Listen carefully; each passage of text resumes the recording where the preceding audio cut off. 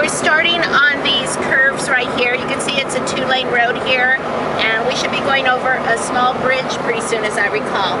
But the one thing while living up here in the mountains, what I learned quickly, I was in my 20s when we moved up here in 1982, but what I learned quickly was to respect the road and respect Mother Nature, and just not drive so fast, because you know what, you can really get going on these roads, and then all of a sudden you just never know what to expect around the next curve. So there's a lot of traffic coming down. It's Sunday, and during ski season it can really get crowded. And so in the summertime you see like a lot of rattlesnakes on this road. Here comes a bus, and you just have to take your time. You can see this car is going over the double yellow lines, which is kind of easy to do here. And so you just really have to watch it. And there's big turnouts here, which I always took advantage of. And if cars were tailing me, I would just go ahead and pull over and let them go by, because I was not in a hurry. You can see that wall up there. When we first moved here, they built that wall. And it's like a retaining wall, isn't it, Joey? And it's because there's like lots of rock slides up here. And believe it or not, in the San Bernardino Mountains in Southern California, we would get a lot of snow. I don't know how much snow. I don't think they got that much this year, right? Because we were like in this drought. But I mean, sometimes, 3 or 4 feet at one time was like not unusual. And one time, it was actually in March, and I believe, oh gosh, at least 20 some years ago, I think, wasn't it? But we had what was called the March miracle that pulled us out of a drought. And we got 10 feet of snow in 3 days. And that's no exaggeration. Look, I love the spring flowers. You can see how dry it is, but you can start seeing the vegetation starting to turn a little greener.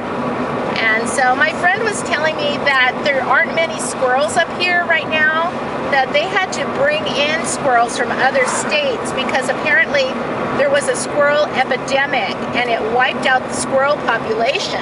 I just found this out just the other day, and I was like, oh my gosh, I just can't believe the mountains without the squirrels. So anyways, here we got, I believe that's the ranger station right there. You see it's starting to get green trees, and we're not even that far up the hill. This is so close to the city. It's actually on really good weather, about a 20-minute drive, 25 minute.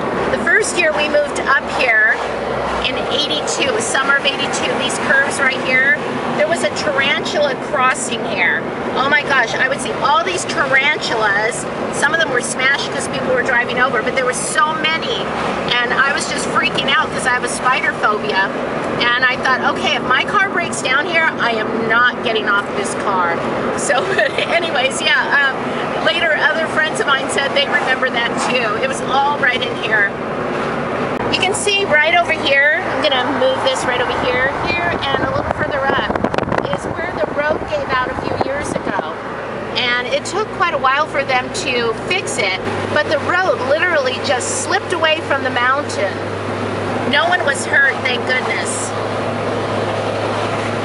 And so we should be driving over that area now. There's still call boxes here.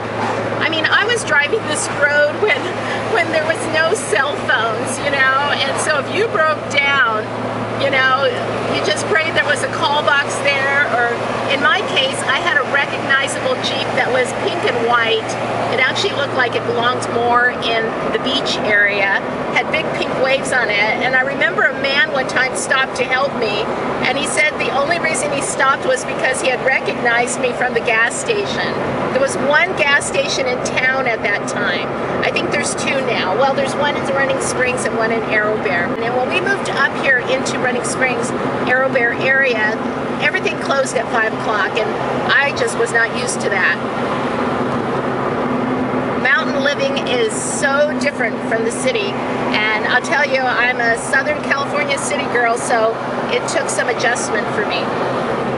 Are you enjoying the ride to the mountains? This is your first time, huh? Yeah, it's your first time. Aw, he wants me to pet him. Also in the mountains, we've had some really horrific fires up here. And so you may have heard of some of them.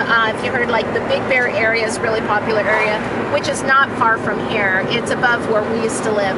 And so, but anyways, I mean, I'm just looking at the growth, how it's come back, and it's really amazing how Mother Nature does that, because I've come up here right after a fire, and it's just so sad when you just see everything just so charred and black and just so dangerous. And you think of all the poor animals, you know, that had nowhere to go.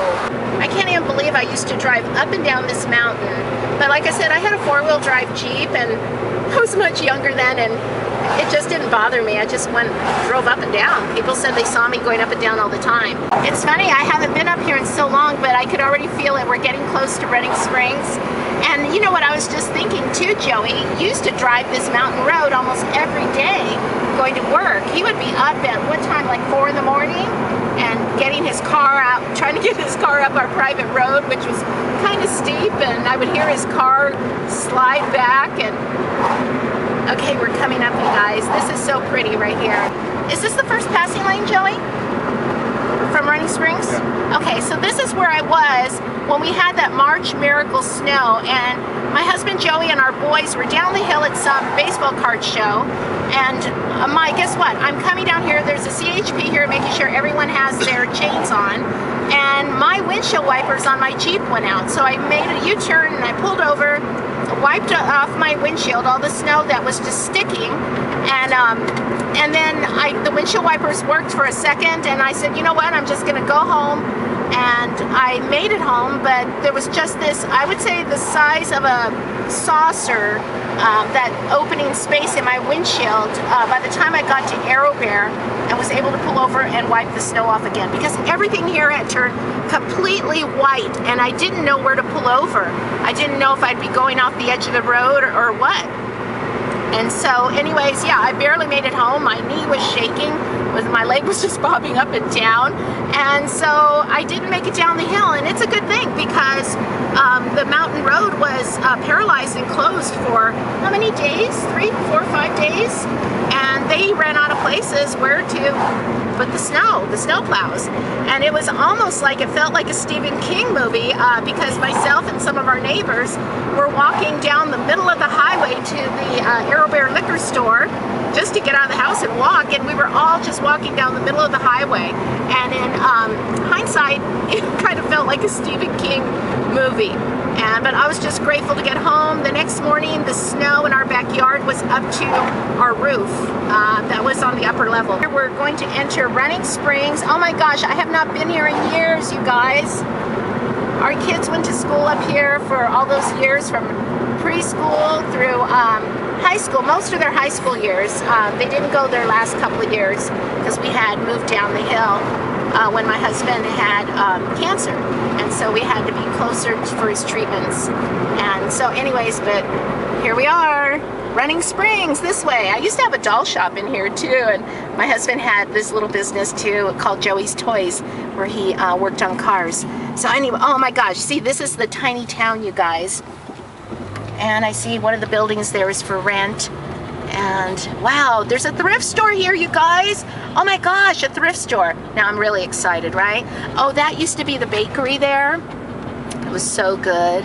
And my doll shop was up in that white building right there.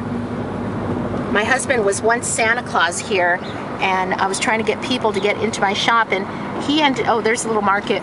But he ended up being the Santa Claus, like a drive-through Santa, on one of the coldest days that we had up here. Everything was iced over, and no one came into my shop. It was so funny.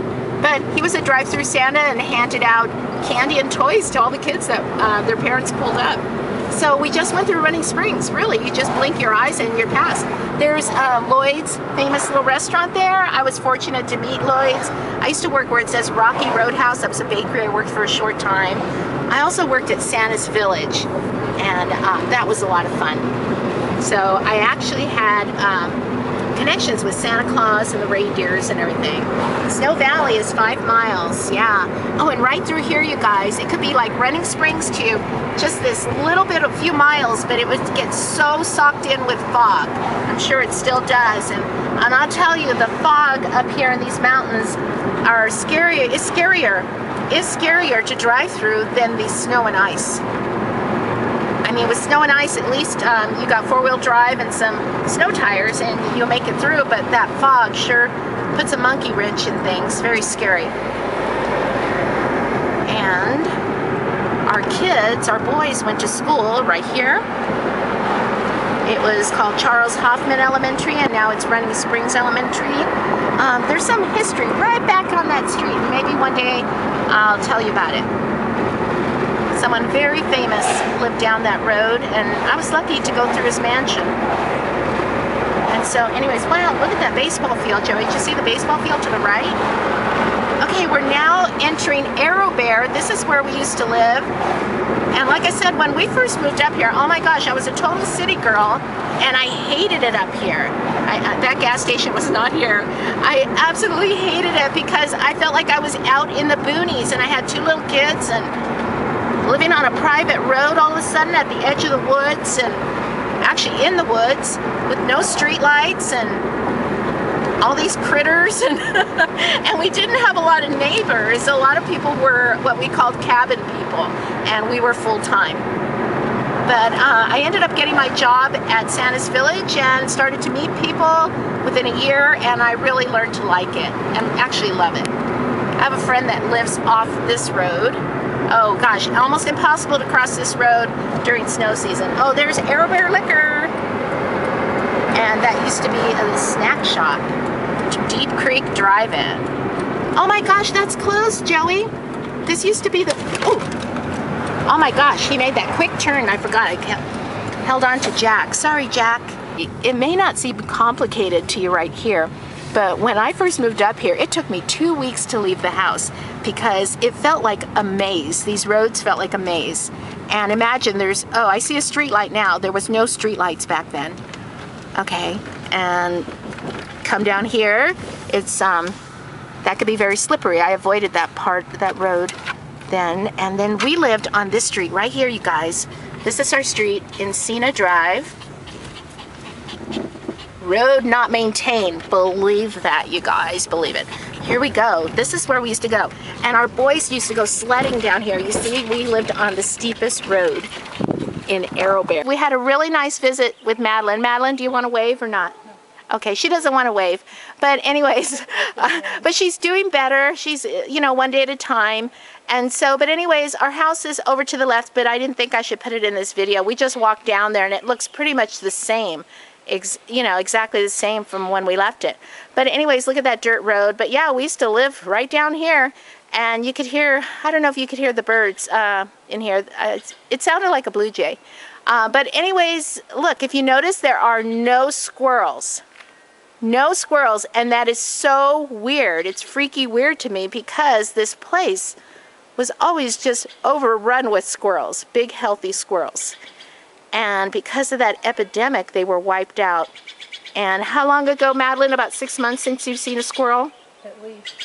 My friend says it's been at least about 6 months since she's seen a squirrel. It was over a year before that. And it was a year before that since she had seen any. That is just so sad. So I'm going to go over, we're going to stop by and see an old friend and another neighbor of ours, and she works for the Forest Service, and so I'm going to investigate a little bit. I want to find out what's going on with these squirrels. Okay, we're headed back to San Bernardino, and we visited our friend Madeline, and we stopped by to see my friend Denny, who works for Forest Service, and I asked her about the squirrels, and she verified what my friend had told me, and so, but she said she was going to find out some other information. I guess it's still that newspaper girl in me that wants to know. I'm always so curious about everything. And so anyway, so this was a fun trip. Didn't you think it was fun, Joey? It's bueno. It's bueno. And so, yeah, the dogs seemed to enjoy it. We saw our old house, and it was just really nice to see friends. And so we're headed on back down the hill. Thanks for watching, you guys. Bye-bye. Are you enjoying the ride? Are you enjoying the ride to the mountains? This is your first time, huh?